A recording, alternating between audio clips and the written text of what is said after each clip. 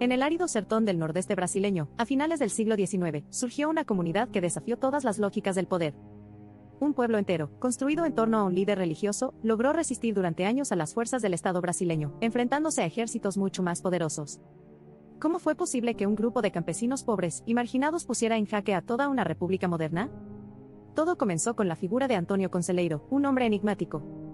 Era un predicador errante, de aspecto ascético y voz poderosa, que recorría aldeas y pueblos pobres, proclamando mensajes de fe, esperanza y resistencia frente a las injusticias.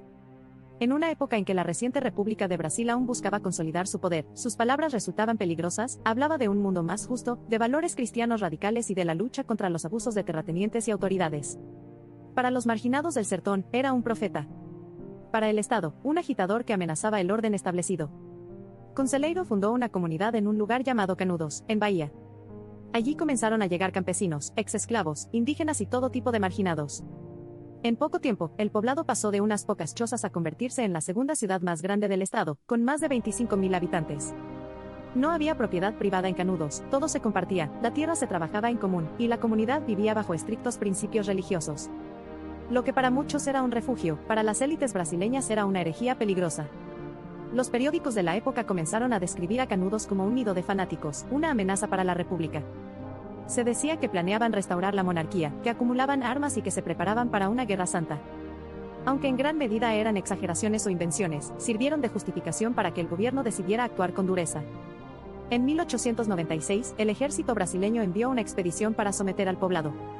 Estaban convencidos de que sería una operación rápida, casi un trámite. Pero lo que ocurrió sorprendió a todos. Los hombres de Canudos, armados apenas con viejos fusiles, cuchillos y a veces hasta palos, repelieron el ataque.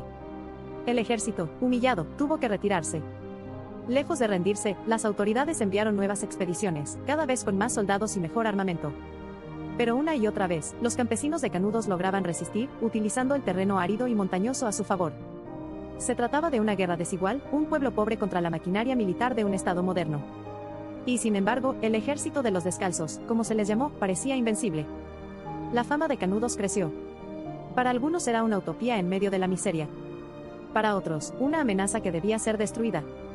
La prensa brasileña contribuyó a alimentar la idea de que se trataba de fanáticos peligrosos, lo que hizo que la guerra contra ellos se convirtiera en una cuestión de honor nacional. En 1897, el gobierno organizó una cuarta expedición, esta vez con más de 10.000 hombres, artillería pesada y apoyo logístico completo. Lo que siguió fue una campaña implacable.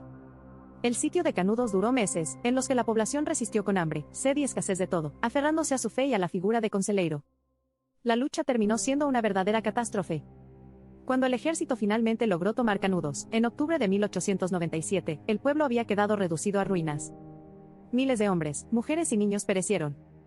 Antônio Conselheiro había muerto poco antes, debilitado por el hambre y la enfermedad, pero su figura ya era inmortal. Canudos no se rindió, resistió hasta el final. La insurrección dejó una huella profunda en la historia de Brasil. Para el Estado fue una victoria amarga, habían destruido a los rebeldes, pero la violencia con la que lo hicieron mostró al mundo la brutal desigualdad social del país. Para los campesinos del sertón, Canudos se convirtió en símbolo de resistencia y de la fuerza de la fe frente al poder. Lo más fascinante es cómo esta historia revela la paradoja de un Estado joven, que buscaba afirmarse como moderno y progresista, pero que terminó aplastando a su propio pueblo por miedo a perder el control. Un pueblo de marginados, que no tenía más que la convicción de sus creencias, logró poner en jaque a la República durante casi 2 años. Hoy, la memoria de Canudos sigue viva. Algunos lo recuerdan como un episodio trágico, otros como un ejemplo de resistencia frente a la opresión. Y al final, queda una pregunta inevitable: ¿qué tan fuerte puede ser la fe de un pueblo para desafiar a un ejército entero?